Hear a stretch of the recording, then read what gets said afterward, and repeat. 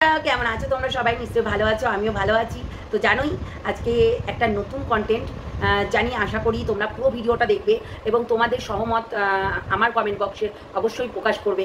কেননা এই নোংরামি নিয়ে আমরা সত্যি সোশ্যাল মিডিয়াতে লড়াই করছি দীর্ঘদিন ধরে। তো যেহেতু আমরা দেখেছি যে প্রীতম রিমি দিশানি যে নোংরামিটা করেছিল সেটা নিয়ে আমরা কোনোদিনই সামর্থ্য করিনি, কিংবা পরবর্তীকালে এদের এই যে এই নোংরামিটাকে বিশাল বড় আকার ধারণ করিয়েছিল। আমরা দেখেছি ধরা পড়লে প্রজেক্ট এবং হেন তেন অনেক কিছু বলেছিল, কিন্তু আজকে এই জিনিসটাকে আমরাও সামর্থ্য করতে পারবো না। এই দীপঙ্কর আর সুমির এই জড়িটা একদম জঘন্য থেকে জঘন্য মাত্রায় নিয়ে গেছে। তো অবশ্যই এটা নিয়ে আমরা প্রতিবাদ করব, তো করতেই তো হবেই, কেননা এরা হচ্ছে সেই ধরনের মানুষ সমাজটাকে একদম নষ্ট করে দিল, বুঝতে পেরেছো? তাই সমাজের অনেক মানুষ আছে এরকম নোংরামি করে যাচ্ছে, তাদের বিরুদ্ধেও আমরা প্রতিবাদ করছি। তাই প্রতিবাদ করব, করেই যাব। তো ভিডিওটা দেখতে থাকো, অনেক কিছু বলবো। আসলে এরা নোংরামি করছে আর আমরা বলবো না, তাই কোনোদিন হয়? চলো, পরকীয়াকে প্রমোট করানো একটা লিমিট থাকা দরকার, ঠিক আছে? তো চলো ভিডিওটা দেখতে থাকো, অনেক কিছু বলবো, শুধু একে নয় আরও আছে সব। সেটা হচ্ছে যে দীপঙ্করকে নিয়ে। দীপঙ্কর, তোমাকে একটা কথা বলি, তোমাদের তো সংসার আছে, তাই আরও 5 জনের কিন্তু সংসার আছে, সেই সংসার কিন্তু তাদেরকেও করতে হয়। এবং এই যে ছোট্ট ছোট্ট বাচ্চা মেয়েরা, বাচ্চা ছেলেরা, হ্যাঁ, এই তোমাদের এই ভিডিওগুলো কিন্তু তাদের সামনেও পড়ে এবং হচ্ছে তাদের চোখেও পড়ে এবং তারাও দেখে। তাই এমন কিছু প্রমোট করো না যেটাতে সত্যি সেই বাচ্চা মেয়েদের দিমাগের ওপরে আসার পড়ে, ঠিক আছে? মানে দিমাগের ওপরে প্রভাবটা পড়ে। তো তোমরা দেখছি এই পরকীয়া করে দেখাও, কিন্তু এই যে বগলের ভাগ দিয়ে মানে এই যে স্তনের কাছে ললাডলি, যাই হোক, এটা আমার রোস্ট উইথ ধরিত্রীতে দেবো, যেটা কিনা টলাডলি করছে। তোমরা কিন্তু চ্যানেলটাকে সাবস্ক্রাইব করে নেবে, রোস্ট উইথ ধরিত্রী নামটা সার্চ করবে, দেখবে পেয়ে যাবে, কিংবা আমার কমেন্ট বক্সে মানে কমিউনিটিতে একটু চেক করবে, তাহলে কিন্তু পেয়ে যাবে, ঠিক আছে? আজকে দীপঙ্করকে কিছু কথা আমারও শুতে বলা, কেননা দীপঙ্করকে আমি অনেক দিন আগে থাকতে চিনি। দীপঙ্কর ভাইরাল হওয়ার জন্য অনেক কিছু করেছেন, তারপরেও কিন্তু ভাইরাল হয়ে গেছে। তারপরেও কিন্তু কিছু জিনিস এখন যেটা করছে সেটা কিন্তু আমার কাছে প্রচণ্ডভাবে দৃষ্টিকটু লেগেছে। তো আমরা জানি দীপঙ্কর হচ্ছে কেয়া মাসিরও কিন্তু অনেক কিছু তুলে নিয়ে এসে দিয়েছিল, সেটা আমরাও জানি, এবং দীপঙ্করের নাম্বার আমার কাছেও আছে। তাই দীপঙ্করের অনেক জিনিস আমি জানি, এবং আমি দীপঙ্করকে পার্সোনাল ফোন করেও কিন্তু আমি জানাতে পারতাম বিষয়টা। কিন্তু আমি দীপঙ্করকে এখানেই যখন সবাই সোশ্যাল মিডিয়াতে বলছে, তাহলে সোশ্যাল মিডিয়াতে বলাই বেটার হবে আমার মনে হয়। তো তুমি এটা কি দেখাচ্ছ? তুমি পরবর্তী প্রজন্মকে কি শিক্ষা দিচ্ছ? এই যে তোমার বাচ্চা আছে, তোমার 2টো সন্তান আছে, তার একটা মেয়ে আছে বেশ বড়, মেয়েটা কিন্তু বেশ বড়, প্রায় 12-13 হবে বছর বয়স। তাহলে সেই মেয়েটাকে কি শিক্ষা দিচ্ছ? আমি মানছি তোমাদের এটা প্র্যাঙ্ক হচ্ছে, এটা লোক দেখানো, এটা ভিউজ কামানো, কিন্তু এই নোংরামিটা বন্ধ করো।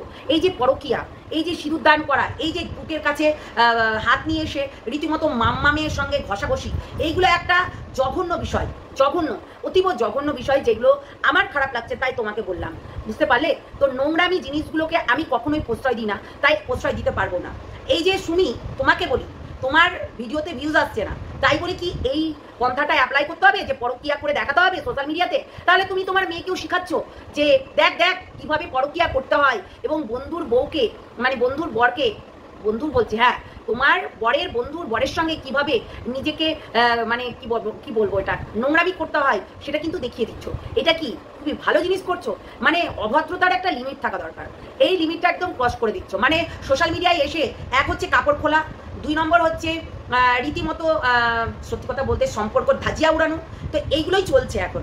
তো এমনি সঙ্গীতা দাস জানা এমনি পদক্ষেপগুলো নেয়নি। তো আমি বলবো এই বিষয়েও কিন্তু পদক্ষেপ নেওয়াটা উচিত, কেননা এরা হচ্ছে একটা সমাজকে এমন একটা বার্তা দিচ্ছে যে সেই বার্তাটা হচ্ছে নোংরা, সেইটা নোংরা। কেননা এইটা সমাজে কি শিখবে? তার বাচ্চা মেয়েটা কি শিখবে? তার হচ্ছে ঘরের মানুষগুলো কি শিখবে? আরও তো বাচ্চারা আছে যারা ওর হচ্ছে বান্ধবী, মানে ওর মেয়ের বান্ধবীরা, ওর মেয়ের বন্ধুরা, তাহলে তো তোমার মেয়ের কোনো দামই থাকলো না। কেননা তুমি যখন এই সোশ্যাল মিডিয়ায় আসতে পারছো, তার মানে তোমার মেয়েকেও টানা হিচড়া করা হবে, এবং তোমার মেয়েকে যে অন্য একজন ছেলেরা তার সঙ্গে যে শারীরিক সম্পর্ক করতে চাইবে না, তো কি করে সম্ভব, তাই না? তো মেয়েটাকে রীতিমতো মানে পায়ে ঠেলে দিচ্ছ যে যাও গিয়ে নোংরামি করো তুমিও, মানে একটা শিক্ষা দান করে দিচ্ছ, ঠিক আছে? কেননা তুমি তো তোমার কাছে এই নোংরামিটা প্রচণ্ড হাস্যকর লাগছে, এবং তোমার টাকা ইনকামের জন্য এইসব নোংরামি করছো। তো আমি বলি কি যে এইগুলো না করে রাস্তায় ল্যাম্পপোস্টের নিচে দাঁড়িয়ে যাও, সব থেকে বেশি পয়সা পাবে, বুঝলে সুমি?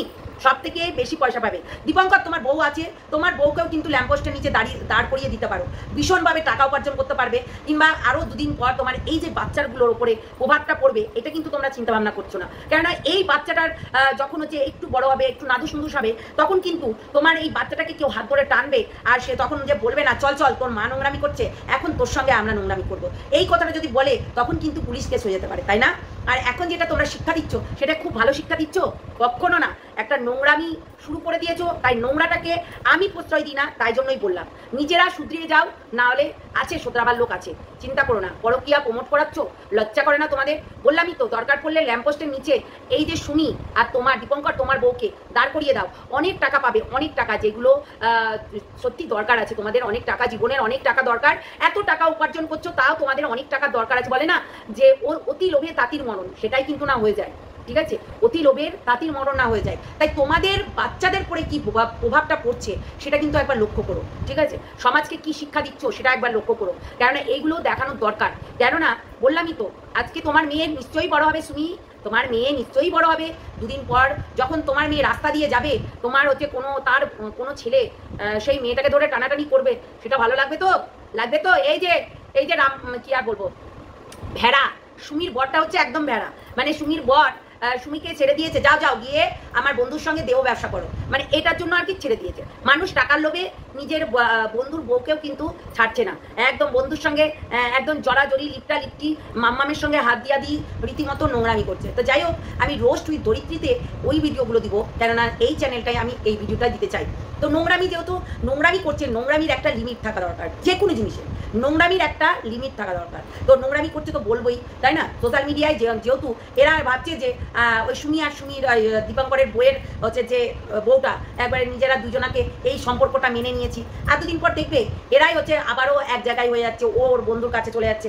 এটা আর কি মানুষকে দেখানো, কি দেখানো না, তো পরকীয়া প্রমোট করানো, নোংরামিটা দেখানো, এবং এই নোংরামি দেখিয়ে নিজেদের মান সম্মান সব মাটিতে ধুইয়ে মুছতে। আর এদের মান সম্মান নেই, এদের মান সম্মান নেই।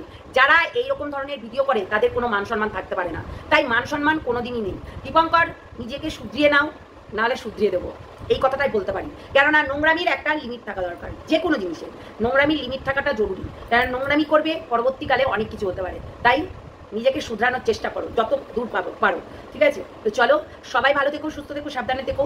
আর এইগুলোতে আমি একদম সহমত নই, যারা এরকম পরকীয়া করে, যারা এরকম নোংরামি করে, তাদের আমি একদম ঘাড়ের কাছেও যাই না। তাই প্রেম ভালোবাসা একটা আলাদা জিনিস, আর পরকীয়াটা একটা আলাদা জিনিস। মানে সমাজকে এই বার্তাটা দিচ্ছে যে তুমি অন্যের বউকে নিয়ে এসে রীতিমতো নোংরামি করো, অন্যের বরের সঙ্গে রীতিমতো ঘনিষ্ঠ হও, সহবাস করো, তাই না? ছি ছি ছি ছি, সমাজটাকে কোথায় নিয়ে যাচ্ছে এরা! একদম বাংলা কমিউনিটিটাকে একদম জঘন্য করে দিয়েছে এইরকম থার্ড ক্লাস কিছু মানুষ, যারা কিনা নিজেদেরকে বিশাল কিছু সেলিব্রিটি মনে করে, একদম জঘন্য। চলো টাটা, সবাই ভালো থেকো, সুস্থ থেকো, সাবধানে থেকো।